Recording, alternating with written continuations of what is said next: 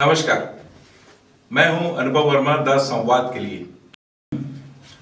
आज हम एक ऐसी शख्सियत से आप लोगों को रूबरू करवाने जा रहे हैं जिनका एक्सपीरियंस, जिनका अनुभव जो है एक ऐसे घने वृक्ष की तरह है जिसकी छाया में छत्तीसगढ़ के बहुत सारे कलाकार, सिनेमा से जुड़े हुए लोग और थिएटर से जुड़े हुए लोग फल पाते चले आ रहे हैं। आज मैं बात करूंगा श्री संतोष जैन जी से। उनसे बात करने के पहले दुष्यंत कुमार का एक शेर है, ये बोलना चाहूंगा मैं कि हो गई है पीर पर्वत सी पिघलनी चाहिए, इस हिमालय से कोई गंगा निकलनी चाहिए। सिर्फ हंगामा खड़ा कर देना मेरा मकसद नहीं है, मेरी कोशिश है ये सूरत बदलनी चाहिए। और यही बात हमारे जो आज के सेलिब्रिटी गेस्ट हैं, आज के जो हमारे स्टार हैं श्री संतोष जैन जी। तो चलिए आज हम बात करते हैं संतोष जैन जी से। संतोष जैन जी नमस्कार। नमस्कार। सर, आप जहां तक हमने जो रिसर्च किया है, लगभग 55 वर्षों से आप इस विधा में और इस फील्ड में लगातार सक्रिय हैं। तो आप हमारे दर्शकों को बताना चाहेंगे कि आपने शुरुआत कैसे की थी थिएटर से? देखिए, जहाँ तक मंच से जुड़े होने या नाटक करने का सवाल है, अगर बहुत पहले की बात करूँ तो मैं जब बच्चा था तब भी मेरी शुरुआत हो गई थी। धार्मिक नाटक वगैरह जो हमारे दुर्ग में हुआ करते थे उसमें मैं भाग लिया करता था। धीरे धीरे फिर ऑर्केस्ट्रा की तरफ झुका हुआ। लेकिन अगर अच्छे नाटक मैंने करने शुरू किए, मंची नाटक जिनको कहते हैं अपन, तो वो मेरा साइंस कॉलेज दुर्ग से स्टार्ट हुआ। लगभग 70s ज्ञानदेव नीलोत्री के नाटक, सतुर्मोर, माटी जागीर, ऐसे कई नाटक मैंने वहाँ साइंस कॉलेज दुर्ग में खेले। और उसके बाद में फिर नाटकों का सिलसिला शुरू हुआ तो एक मजेदार वाकया ये भी हुआ कि शिव कुमार दीपक जो हमारे अंचल के बहुत बड़े बड़े कलाकार हैं, उनका एक ग्रुप नाटक खेल रहा था। तो जैसा कि पहले होता था, लड़कियां काम नहीं करती थी। जी। और अब तो मैं जैसा भी दिखता हूँ, लेकिन उस समय उनको लगा कि मैं लड़की का बात कर सकता हूँ जी। तो ये कॉलेज के पहले की बात है जी, जब मैं सहसावस्था या कहना स्कूल में जब पढ़ता था, महात्मा गांधी स्कूल में, उस समय की बात है। नाक का बाल उस नाटक का नाम था। तो उन्होंने मुझे लड़की के लिए चयन किया। तो मैं घबराया, मैंने कहा मैं लड़की की आवाज कैसे निकालूंगा? कहते बोले कुछ नहीं, आप घूंघट डाल के बैठ जाना, खाली हम जो बात करेंगे उसमें आपको हाँ या ना करना है बस। तो वो मेरी एक शुरुआत बड़े पैमाने पर शिव कुमार दीपक जी के साथ फिर साइंस कॉलेज से हुई। उसके बाद नाटकों का सिलसिला चला। तो दुर्ग में एक संस्था बनी, क्षितिज रंग शिविर, जिसके संस्थापक थे राम हिदय तिवारी जी। उसने बहुत नाटक खेले और ज्यादा करके हमारे प्रेम साइमरिक नाटककार थे। मस्जिद वाला रंग गाता, हम क्यों नहीं गाते, विरोध, ऐसे कई नाटक। तो तिवारी जी की संस्था में जुड़ने के बाद में हम लोगों ने लगातार नुक्कड़ नाटक खेले, मंच के नाटक खेले, और उसमें परसाई जी के भी नाटक हम लोगों ने खेले। माता दीनचंद के कंपटीशन में भाग लेना शुरू किया, शिमला गए, इलाहाबाद गए, सड़कों पे नाटक खेला। इस तरह के नाटकों का एक दौर चला। उसमें फिर बाद में ये हुआ कि राम हिदय तिवारी एक चंदनी गोदा नाम की एक लोक कला संस्था भी बहुत बड़ी, तो वो उनका ध्यान उधर चला गया जी। बहुत बड़ी संस्था में उन्होंने वो शुरू किया चंदनी गोदा। तो क्षितिज रंग शिविर में जो हम लोग थे जुड़े हुए जी, हम लोगों ने कहा इस क्षितिज को चलाना चाहिए, कोई लोग लिखना चाहते हैं नाटक। तो फिर वो निर्देशक के रूप में, कलाकार के रूप में मैं उससे जुड़ा जी। और ये पहला प्रयोग हम लोगों ने किया, 2 प्रयोग किए उस संस्था में। हमको लगता था कि हम नुक्कड़ नाटक एक मैसेज लेके खेलते हैं, लेकिन अगर जनता को लगता है कि आपको नुक्कड़ नाटक देखना चाहिए, जैसे बारिश में मैंने देखा लोग छत्ता खोल के भी देखते थे नाटक, तो हमने एक प्रयोग ये किया कि हमने टाइम बड़ा अजीब सा रखा। जैसे पहले 10 बजे होगा, 11 बजे होगा, ऐसा नहीं, 10:27 पे हमारे नाटक होंगे। इसकी क्या वजह? नाटक वजह ये थी कि उसके पहले अगर दर्शकों को लगेगा कि क्षितिज के नाटक देखना चाहिए जी, तो वो टाइम से आएंगे। नहीं तो लोगों को 10 बजे तो 10:30 बजे शुरू होगा, 11 बजे शुरू होगा, अच्छा है ना जी। तो हम लोगों ने 10:27, 10:28 इस तरीके से वो रखा। और दूसरा, एक लतीफ भोंगी बहुत बड़े बीनकार हुए महासमुंद में, उनकी एक संस्था थी जी ईश्वर शर्मा लतीफ घोंगी महासमुंद कला संगम। तो हमारे नाटकों की पॉपुलरिटी इतनी हो गई थी, माता ये अपने अरण्य गाथा, हम क्यों नहीं गाते, जी है ना, ये उस दौर की बात है जब मैंने डायरेक्शन शुरू किया राम विद्या तिवारी के बाद। जी तो महासमुंद में मेरे नाटक फिर टिकट पे शुरू हुए। हम लोग पहले जो भी बुलाता था जाके खेलते थे, आने जाने का खर्चा मिल गया, कुछ कास्ट्यूम का निकल गया तो ठीक है, और नहीं तो हम लोग थैली लेके भी नुक्कड़ नाटकों में चाय पानी का व्यवस्था कर लिया करते थे। तो टिकट पे मेरा नाटक जो शुरू हुआ क्षितिज रंग शिविर के नाम से महासमुंद में, ईश्वर शर्मा और लतीफ घोंगी बहुत बड़े गमकार थे। 2 साल मेरा वहाँ नाटक टिकटों पे हुआ। तो इस तरह नाटकों का बहुत लंबा दौर चला। धर्म सिंह मुरार सिक्किम कर कुमारी में बहुत बड़े पहले दिनेश दीक्षित थे वहाँ पे, वो कराया करते थे हर साल। तो उसमें बहुत बड़े बड़े नाटक बम्बई के भी आया करते थे, तो वहाँ भी हम लोगों ने नाटक खेला। इस तरह नाटकों का दौर बहुत लंबा है। सर वो जब आप थिएटर करते थे और जब आप उसी रंगकर्म को जो है सड़कों पे लेके आते थे, जिससे नुक्कड़ नाटकों की संज्ञा दी जाती है, बोला जाता है, तो दोनों विधा में क्या फर्क था? देखिए बहुत बड़ा फर्क है। सड़क पर आता है आम आदमी, कोई सब्जी लेने जा रहा है, कोई दवाई लेने जा रहा है, कोई कहीं जा रहा है जी। तो उस समय हम लोगों को बहुत लाउड होना पड़ता था, और ड्रामे की स्क्रिप्ट ऐसी होती थी जैसे मुर्गी वाला की मेरे 500 से ज्यादा प्रदर्शन हुए हिंदुस्तान में, मुर्गी वाला की। जी जी, बहुत प्रसिद्ध, हाँ बहुत प्रसिद्ध नाटक रहा हुआ वो। तो ऐसा होता था कि आपकी 2-4 लाइन सुन के भी आदमी रुक जाए जी, है ना जी। जैसे आप चल रहे हैं और मैंने अगर कोई डायलॉग बोला, ए मुर्गी वाले तेरी मुर्गी में मिलावट तो नहीं? बोले साहब मुर्गी में क्या मिलावट हो सकती है? बोले अबे तेल से लेकर सिद्धांत तक में मिलावट होती है, तो तेरी मुर्गी में क्यों नहीं हो सकती? चेक करो। अब ये डायलॉग जैसे चलता फिरता आदमी सुनेगा तो नई बात लगेगी।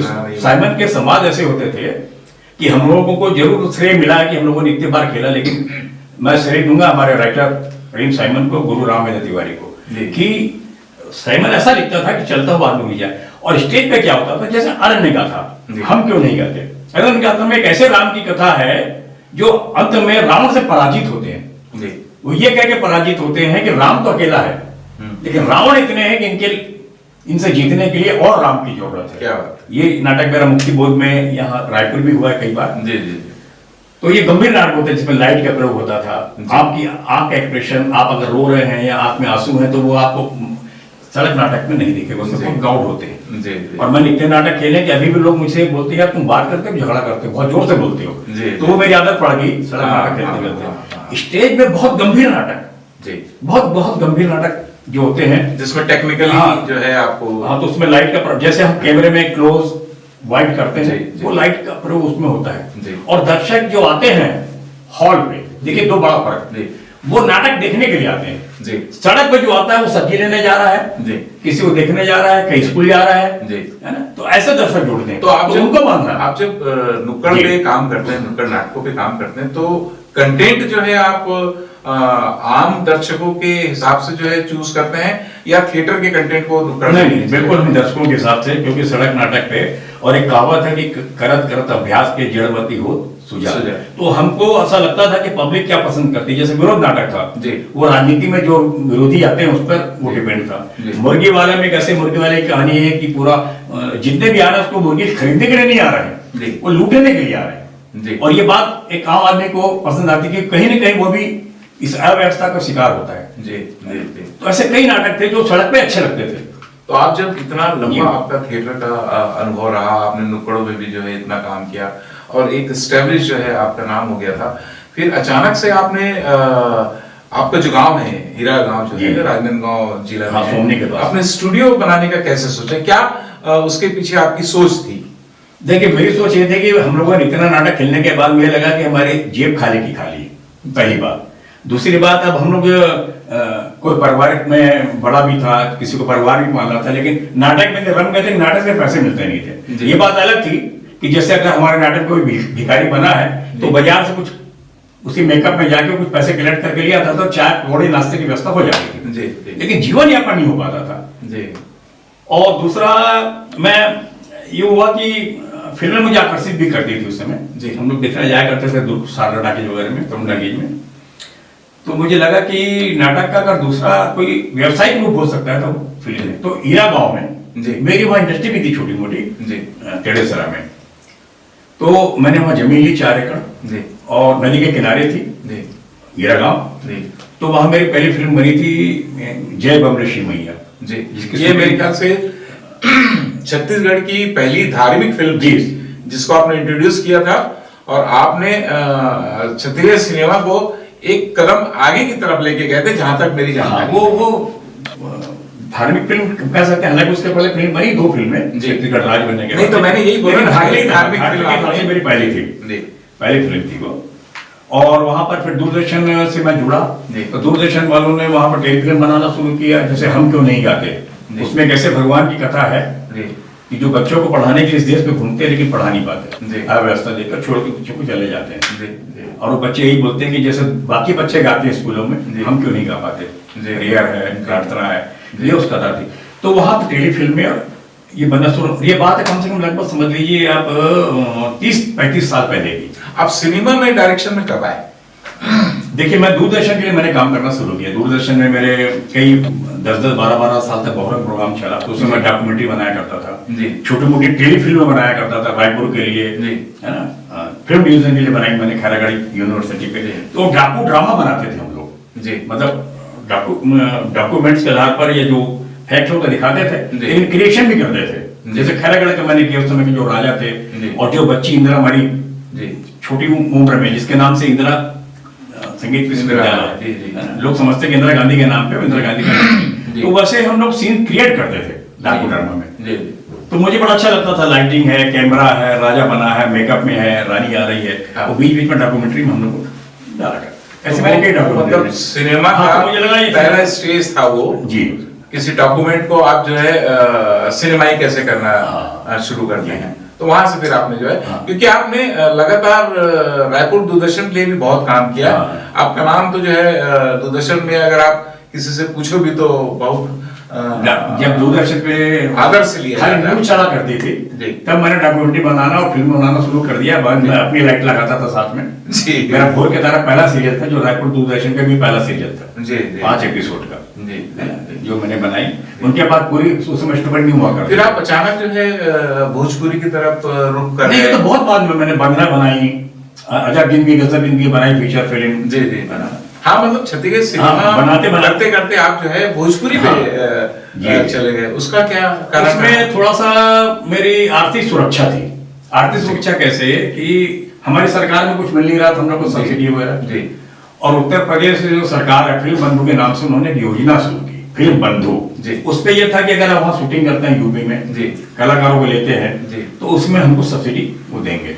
तो मुझे लगा कि एक में कोई बड़ा क्षेत्र भी मिलेगा जी, तो और फिर मेरे कुछ पैसे की व्यवस्था भी हो जाएगी सरकार से। तो मैंने फिर मिल गई चंदनिया बनाया, उसमें रजा मोरा साहब ने भी काम किया है जी, है ना। वो तो आपके बड़े अच्छे मित्र भी हैं। मित्र है मेरे, किस्सा के भी सुनाऊंगा मैं आपको। वो एफटीआई से थे और मैं एफटीआई में 70 में मैंने इंटरव्यू दिया था दिल्ली में जी मेरा, और सुभाष गई जैसे लोगों ने शायद मेरे उस समय रैंकिंग की थी जी। तो मैं पास तो हो गया था पहले दिन, जो वायवा वगैरह उनका था, यादें फिल्म की स्क्रिप्ट थी जी, ललिता पवार भी आई थी, सुबोध मुखर्जी साहब थे और भी कोई लोग थे। लेकिन दूसरे दिन मेरा स्क्रीन टेस्ट होना था। अच्छा। तो उस दिन हम लोग आगरा ताजमहल देखने भाग गए। अच्छा।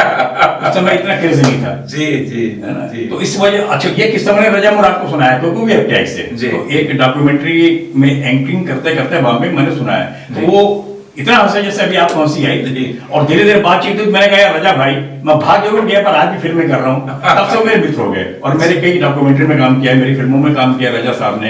तो सर टमाटर को भी मैंने ये किस्सा सुनाया, टमाटर के साथ भी डॉक्यूमेंट्री बनाई। हाँ, तो इस तरह उनसे दोस्ती हो गई कि एफटीआई लोग हैं, है ना, इस तरीके का किस्सा। जब आप छत्तीसगढ़ सिनेमा में स्थापित नाम है, आप आज आपके नाम से भी जो है लोग सिनेमा देखने जाते हैं, तो अचानक से जब आप, ठीक है, एक आर्थिक सुरक्षा की बात आपने करी, वो एक क्वेश्चन मैं भी आपसे करूंगा कि छत्तीसगढ़ शासन या छत्तीसगढ़ प्रदेश में हम ये क्यों नहीं कर पा रहे हैं।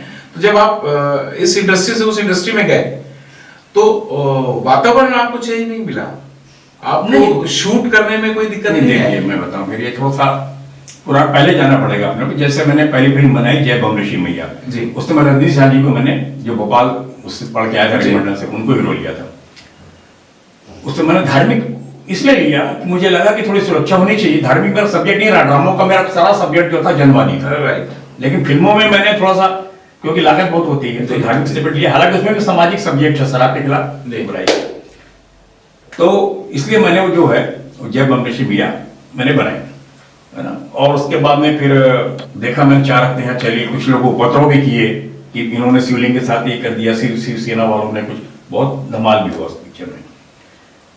और फिर उसके बाद मुझे लगा कि फिल्में भी बहुत असुरक्षित है, क्या पिक्चर आपकी चल गई तो चल गई, नहीं तो डब्बे में जाके, है ना। तो मेरे साथ उस समय वो बहुत ज्यादा नहीं चली, 4 हफ्ते चली, लेकिन मेरी लागत निकल नहीं पाई। फिर मैंने इक्विपमेंट वगैरह लाना शुरू किया, कैमरे हैं, ट्रॉली है, लाइट है, रेंट पे देना भी शुरू किया। अब बीच बीच में कुछ 1-2 फिल्में बनाई। तो वो जब चंदनिया आप कर रहे थे जी, तो यहाँ का वातावरण, वहाँ के वातावरण में, वहाँ के आर्टिस्टों के व्यवहार में, वहाँ की टेक्निकल टीम के सपोर्ट में आपको क्या फर्क नजर आया? देखिए, फर्क अगर आप पूछे ईमानदारी से तो मैं सिर्फ पैसे की वजह से वहाँ गया कि सब्सिडी मिली, ये तो है, ये तो आपने बोला। लेकिन दूसरी बात ये है कि जो व्यवस्था, जो सुरक्षा, जो एटमॉस्फेयर यहाँ है छत्तीसगढ़ में, वो वहाँ नहीं है। कारण देखिए, जैसे मैंने झांसी में शूटिंग की, आसपास के क्षेत्रों में उत्तर प्रदेश में शूटिंग की, क्योंकि उनकी कंडीशन थी। झांसी में लाइट नहीं थी, तो मेरा 20-25 हज़ार 30 हज़ार रुपए डेली जो जनरेटर में लगता था। अच्छा, वहाँ कलाकारों का ऐसा है कि आपने बुला दिया, समय पे शूटिंग नहीं हुई तो चल देते थे वो लोग। उनका मिजाज नहीं था ना कि मतलब फिल्में वहाँ इतनी बनती नहीं है झांसी में उस समय।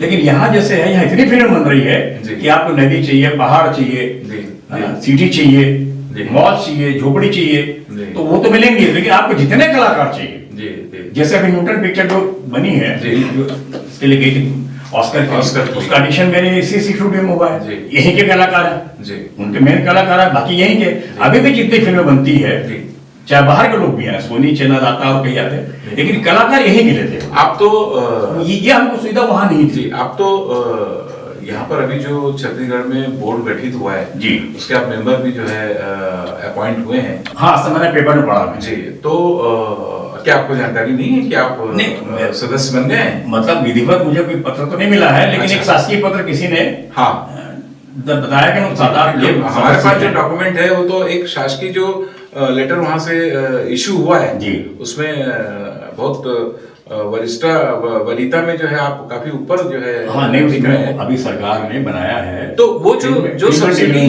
जी, उसमें सलाहकार नियुक्त किया है, उसको 4-5 महीने हो गए जी। लेकिन अभी हमारी जब मीटिंग होगी तब मालूम पड़ेगा मतलब हमसे वो चाहते क्या है जी। ठीक है, क्योंकि हमारे पास देने के लिए तो बहुत कुछ है जी, इतना अनुभव सब लोगों के पास में, मैं, सतीश जैन, मनोज वर्मा, सभी लोग हैं उसमें, है ना, योगेश है और भी कई लोग हैं जी।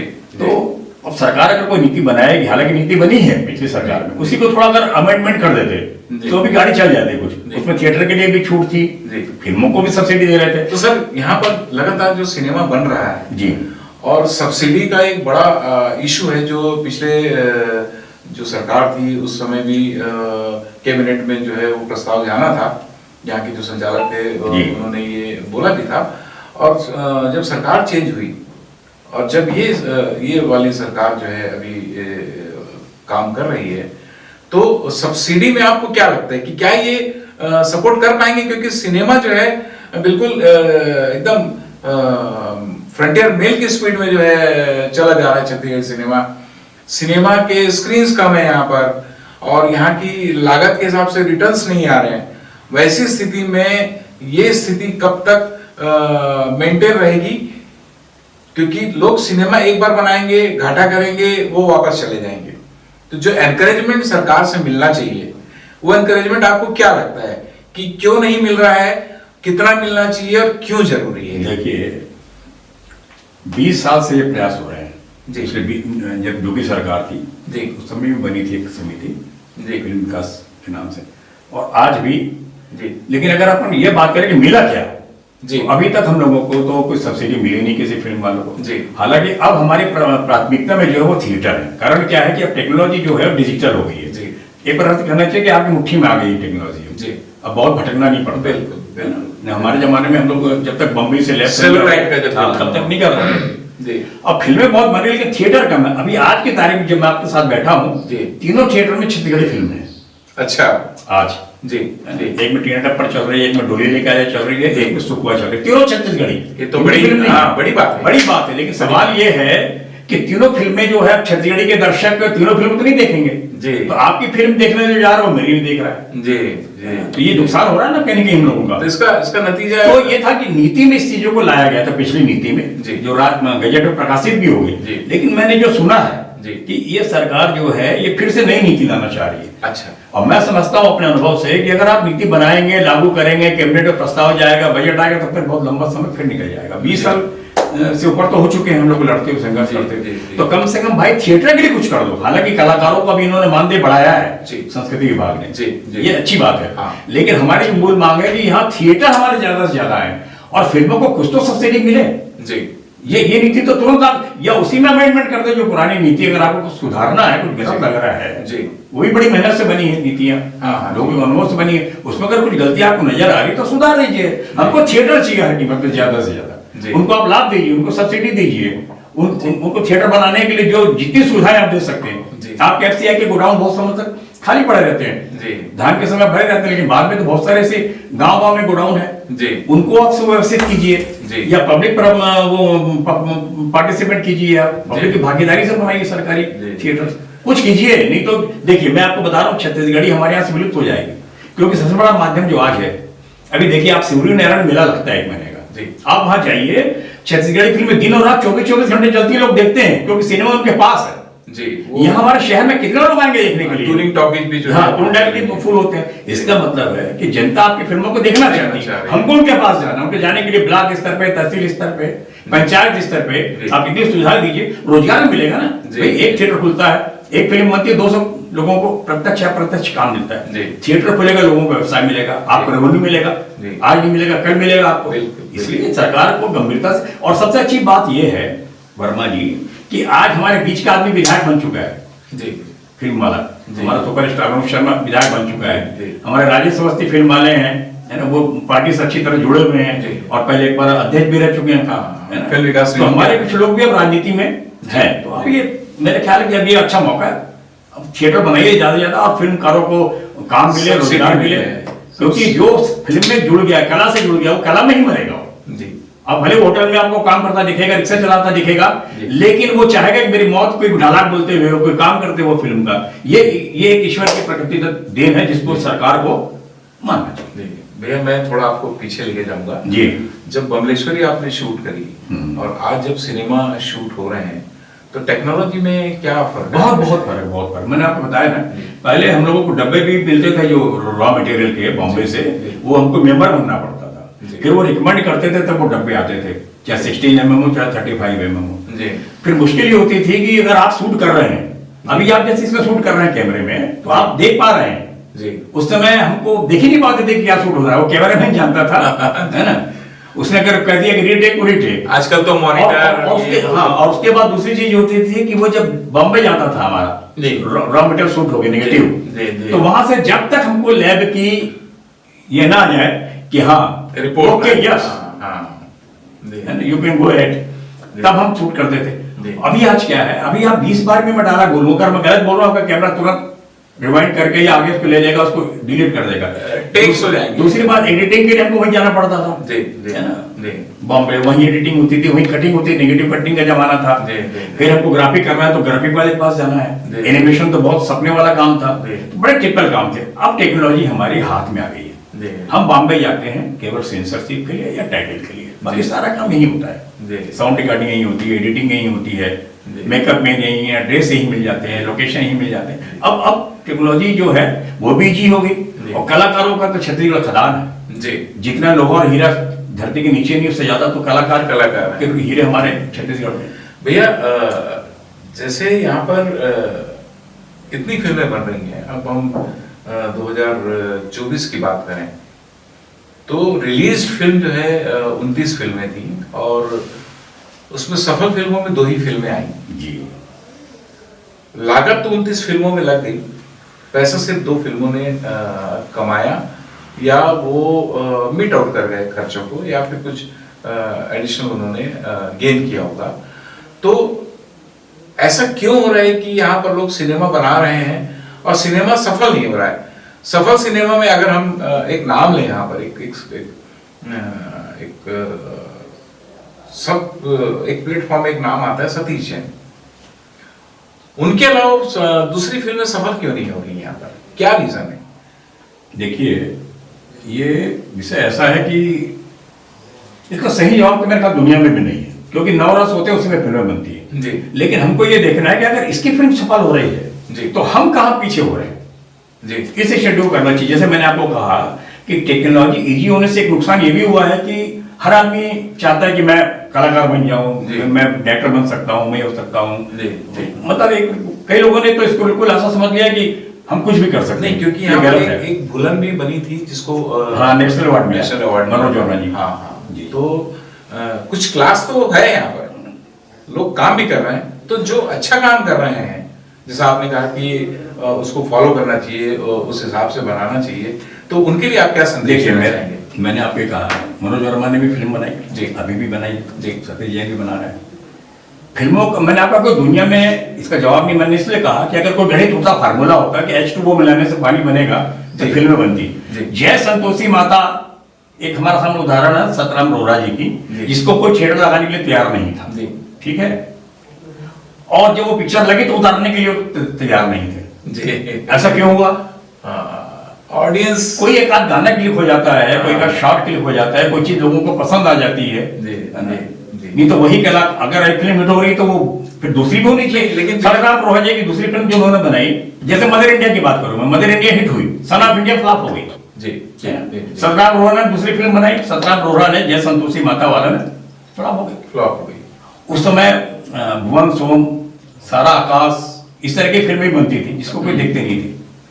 तो एक व्यवसायिक आदमी सोचेगा कि यार ये सतराम रोहरा को मैं दे देता हूँ काम, तो ये मेरी दूसरी पिक्चर हिट हो जाएगी। जैसा मैंने भी सोचा कि धार्मिक फिल्म बनाऊं, लेकिन कोई जरूरी नहीं है, कोई गणित फार्मूला नहीं, लेकिन आप स्टडी तो करो भाई कि अगर सतीश जैन की लगातार इतनी फिल्में हिट हो रही, न छत्तीसगढ़ी बल्कि भोजपुरी में भी उनकी फिल्में जो है हिट हुई है।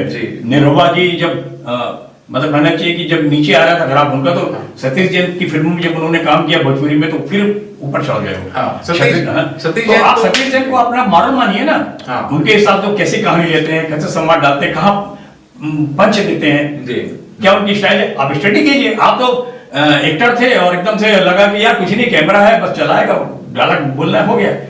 इसलिए हमारी फिल्म जो है 100 में 90 फिल्में तो जा रही है। ये चीजें प्रोड्यूसर को भी समझना चाहिए और एक्टर को भी कि कोई भी चीज, अभी हमारा रायपुर में अगर किसी की पकौड़ी बिक रही है सदर में, तो उसने कोई मेहनत की है जो उसी की पकौड़ी बिक रही, कुछ क्वालिटी है, उसकी जबान है, कुछ स्वाद है, इसलिए लोग उसका लाइन लगा के ले रहे हैं। और 20 दुकानें और हैं रायपुर में, वहां नहीं जा रहे, तो क्यों जा रहा है उसको आप स्टडी कीजिए। आप तो दादा साहब फाल्के अवार्ड से भी जो है, हाँ नासिक में दादा साहब फाल्के जन्मभूमि अवार्ड था, उसमें मेरी फिल्म मंचेरिया गई थी डॉक्यूमेंट्री जी, तो उसको वर्ल्ड ग्लोबल वार्मिंग अवार्ड मिला है। अभी टाटा में मेरी फिल्म थी जो भोजपुरी जी, इसको भी अवार्ड मिला है जी। इस तरह कई फिल्में डॉक्यूमेंट्री अभी फिल्म डिवीजन के लिए मैंने बनाई जो खैरागढ़ पे कलागढ़ जी, वो भी काफ़ी सराही गई जी। जबकि फिल्म डिवीजन के लिए काम करना बहुत मुश्किल होता है, उनकी अपनी शर्तें जो होती है उस पर काम करना। हाँ, तो इस तरह कई मेरे को अवार्ड वगैरह तो काफ़ी मिले हैं मिलने के लिए, है ना।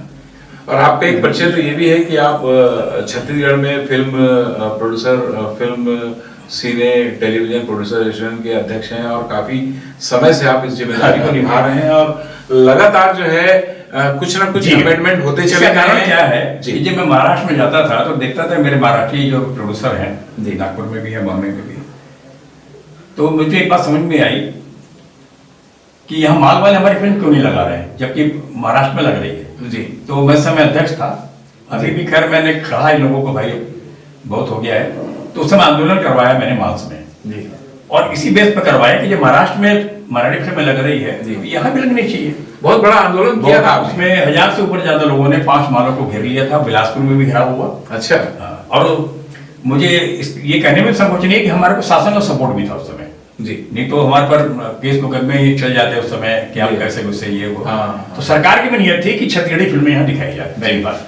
दूसरी बात, हमारे तमाम लोगों में आक्रोश था कि बाद में क्यों नहीं लगेगी भाई छत्तीसगढ़ी फिल्म, क्या क्या गरीब आदमी रिक्शा वाला और ये देखते हैं, क्या पढ़ा लिखा आदमी या जो संक्रांत हमारे का तो बड़ा डिसीजन था, हाँ वो नहीं देखना चाहेगा। तो हम लोगों ने आंदोलन किया और उस आंदोलन के परिणाम स्वरूप ये हुआ कि माल्स में अब छत्तीसगढ़ी फिल्में लगना उस समय शुरू हुई, जो आज भी लग रही। हालांकि उस समय एक चीज और होती थी कि यहाँ का ज्यादातर टाकीज के मालिक रहते थे अमरावती। जी।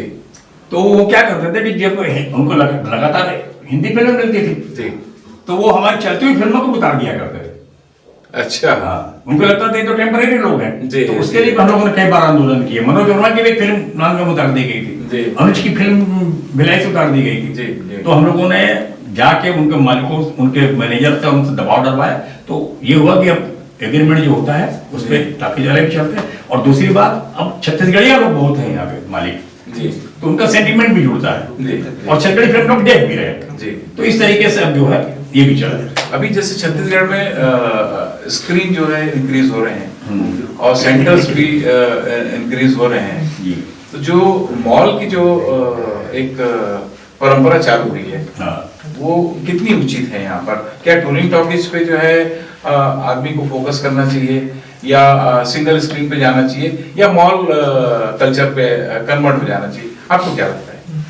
देखिए, मेरे को तो अभी लगता है कि मॉल पे आधारित फिल्में तो आप जैसे मनोज बना रहे हैं जी। जैसे भुलन बनाई जी। उन्होंने, इस टाइप के सब्जेक्ट उसमें चल सकते हैं। जी। आम पब्लिक को अभी भी सिंगल स्क्रीन? हाँ, सिंगल स्क्रीन चाहिए क्योंकि वो एंटरटेन चाहता है। जी। इसका रिजल्ट जैसे मैंने बताया कि मेला वगैरह जो लगती है ज्यादातर एंटरटेनिंग फिल्में ही लगती है। जी। तो उस पर ज्यादा फोकस करना चाहिए। जी। लेकिन ये भी है कि एक अच्छा आदमी, अगर आप महेश भट्ट को बोलेंगे आप छत्तीसगढ़ी फिल्म बना दो या गुजराती फिल्म बना दो, नहीं बने, क्योंकि उनका एक अपना एक लेवल है। जी। तो जो लोग अच्छी फिल्म बनाना चाहते हैं वो एक तैयारी से रहे कि चलिए तो ठीक है, नहीं तो हमने अपने मन की कर ली। जैसे गुरुदास साहब प्यासा बनाते थे, कागज के फूल बनाते थे, भले फ्लॉप हो जाए, फिर साहब बीबी गुलाम बना के और निकाल लेते थे। राजकपूर साहब फेल होते थे तो बॉबी बना लेते थे। जी। जी। है ना? तो ऐसी मेंटेलिटी के लोग आए जो लगातार फिल्में बनाते रहे, लोग भी करते रहे। जी। लोग भी करते रहे अच्छे सब्जेक्ट पे, है ना? जैसे नियोगी का सब्जेक्ट यहाँ अच्छा हो सकता है और भी सब्जेक्ट है जी। है ना? आर्ट फिल्म भी बनाए, लेकिन साथ में ये भी रहे कि भाई आप एक बार पैसा लुटा के बैठिए मत, जी। फिर अच्छी कमर्शियल फिल्म भी बनाइए। हाँ। जी। तो इस तरीके से इंडस्ट्री चलती रहेगी। लेकिन ये हुई हमारी व्यक्तिगत बात है कि प्रोड्यूसर पे करना चाहिए। सरकार को भी इसमें हमारा जो है इसमें एक व्यवसाय मान के और एक कला संस्कृति और छत्तीसगढ़ी बोली भाषा को संरक्षण देने के नाम पे उनको भी बहुत गंभीरता के साथ में ध्यान देना। बहुत बहुत धन्यवाद भैया आपका कि आपने इतना अपना अमूल्य समय यहाँ पर निकाला हम लोगों के साथ, संवाद के साथ आपने क्वालिटी टाइम आपने यहाँ पर स्पेंड किया।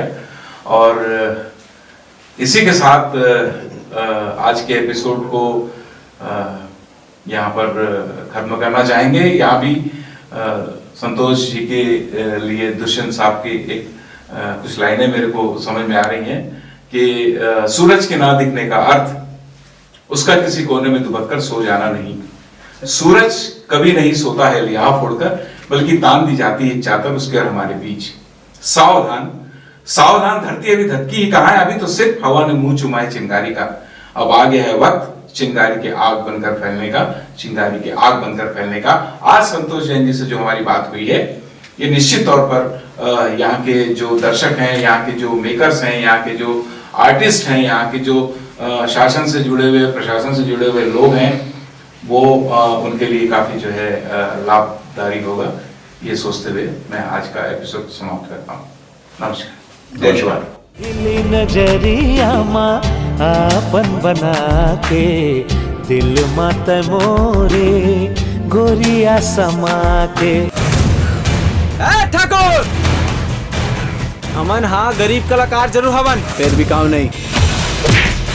मैं हूँ योर फादर ऑफ फादर। अगर ये मामला रफा दफा करे बर है तब फटाफट गांधी के फोटो निकाल। ऊपर नीचे का देखा था रे? गांधी जी के फोटो। गांधी जी के फोटो के मतलब क्या देखा था सर?